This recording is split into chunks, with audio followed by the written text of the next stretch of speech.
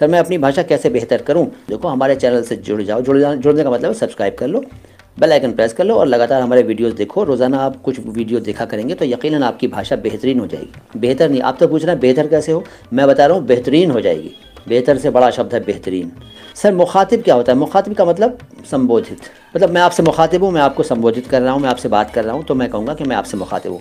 मैं आप ही से मुखातिब हूँ यश कुमार जी, मतलब मैं आपसे ही कह रहा हूँ, किसी और से नहीं कह रहा हूँ। यश जी, मैं आपसे मुखातिब हूँ। क्या आप मुझसे मुखातिब हैं? क्या आप मुझसे कह रहे हैं? क्या आप मुझे संबोधित कर रहे हैं? ये इसके विभिन्न रूप हैं। हाँ जी, अगला शब्द बड़ा मैंने कहा था बड़ा इंटरेस्टिंग है, वो है शुतुरमुर्ग। शुतुर ऊँट को कहते हैं, हाँ ऊँट को कहते हैं फ़ारसी में शुतुर, और मुर्ग चिड़िया को, पक्षी को, बर्ड को कहते हैं। तो शुतुरमुर्ग का मतलब है ऑस्ट्रिच, ये तो आप जानते हैं। इसको हिंदी में क्या कहेंगे मैं बता देता हूँ, वैसे आपको मालूम नहीं होगा।